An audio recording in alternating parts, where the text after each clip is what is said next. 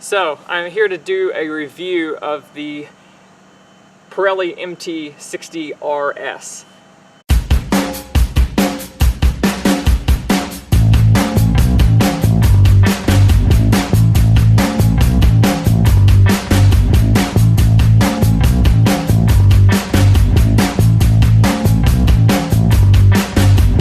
So you'll hear me talk a lot when I compare this to a street tire like the S20, and that's why I brought this here. So this is an example of what you would normally see on a supermoto, and you don't normally see people running stuff like this.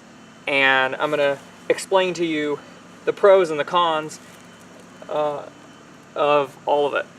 So first of all, let's talk about what is the Pirelli MT60R. Well, as I mentioned before, it's a bit of a scrambler tire. So it was designed for your Triumph Scrambler, your Ducati Scrambler, these bikes that are primarily street bikes, but people take them on gravel roads and things like that. And that's how I use this bike. I primarily ride it on the street, but I like to go off-road, some light off-road, adventure riding, if you will. And these tires just left me wanting. I lost the front a couple of times in the dirt. I worried about not being able to get up steep hills, and off-road in Taiwan, there's always steep hills. So I figured, get me just a little something. So my goal was not sacrifice very much, if anything, in the corners, to give myself some better off-road traction. Something for gravel roads, off-road, 4x4 tracks, basic stuff. I'm not going to be doing hard enduro or anything like that. So I did some research, and these seem to be a good option. And let me tell you right away, they have exceeded my expectations. So first impressions, when I first started riding them, I felt that little wah at low speeds that you get from a knobby. That, I could feel, okay, I'm on a knobby. And so I was cautious. I broke it in slowly, and then when I started getting into the turns, I was very cautious because I didn't know what kind of grip they would have. But I've been pleasantly surprised. I've ridden it about 800 kilometers of a bit of everything. Some dirt, some mud, some lots of road riding. And I have to say, I'm hugely impressed. They're almost magical. They really are. I wanted to not give up road performance, and I haven't. I've leaned it over to, and I actually have wear on the last tread block here. And they didn't squirm around, they didn't move around, they weren't scary. I used a lot of throttle coming out of turns, and I didn't feel the back moving, I didn't feel it sliding around. And so I'm hugely impressed with its on-road capability. Just, when you look at it, it's got these big grooves, and so it has to have less surface area on the road than this tire. But you would not know it. I pushed that tire just as hard as I would push this tire, and I did not notice a difference. Now, one caveat. It's January 1 right now, so the air is cool. We're in Taiwan, so it's not cold. But in the heat of the summer, it's possible that these could overheat. I don't know that yet.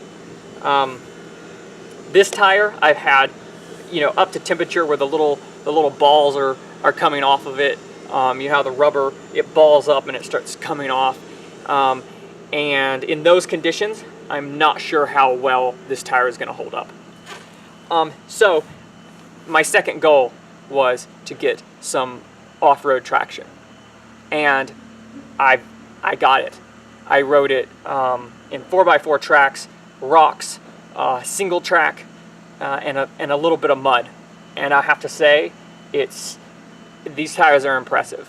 I was able to climb anything I wanted to climb, and the limitations are more have to do with the bike, the street suspension, the gearing, and most importantly, my lack of skill off-road.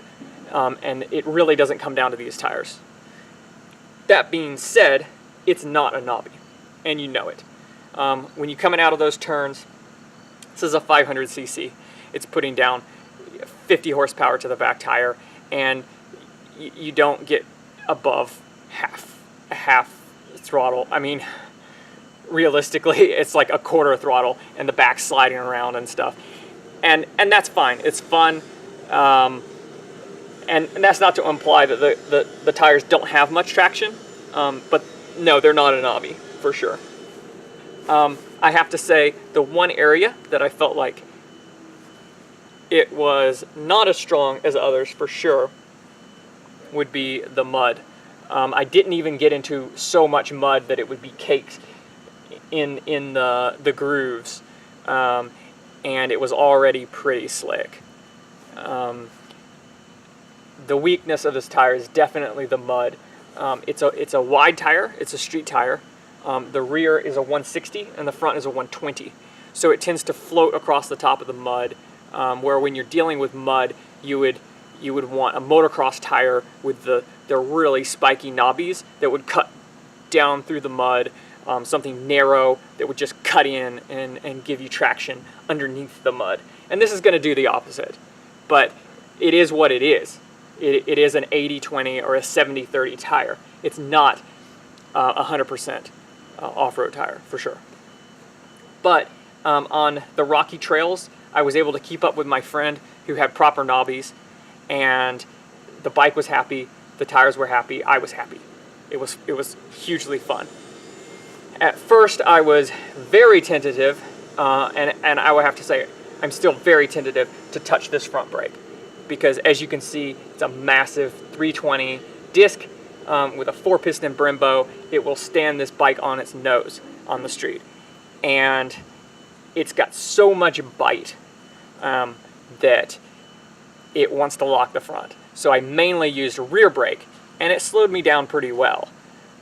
But I started coming down some hills. I started using one finger on the front brake, and it didn't wash out immediately like I was afraid that it would. It did offer some slowing action, and I didn't lean the bike that far, but I could standing, coming out of the turn, load the outside peg and give it some throttle, let the back move around, and I could trust that the front was going to stay there and it wasn't going to shoot out from under me. So all in all, I'm really happy with the tire. So I don't know what sort of mileage I'm going to get out of it. On the internet, people complain that they don't last very long. But you have to realize they're comparing it to the Trail Techs, the Continental Trail Attacks. These are adventure tires that last 20,000 kilometers.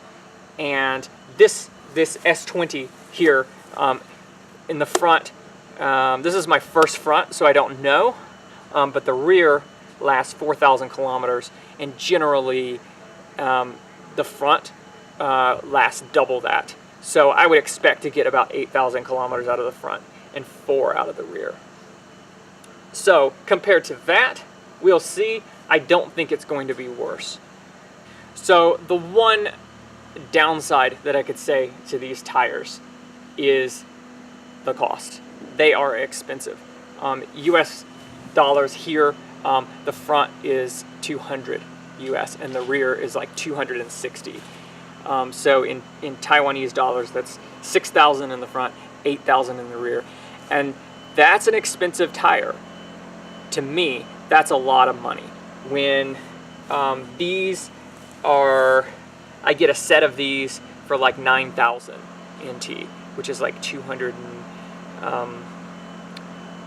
9,000 is like just under $300, like $280 US for two.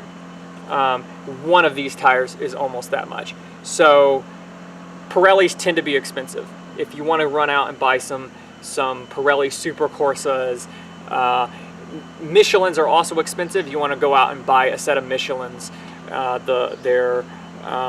any of their touring tires, you're going to spend this much. So it's a premium tire, and so it should be really good, and it is. It lives up to the expectations.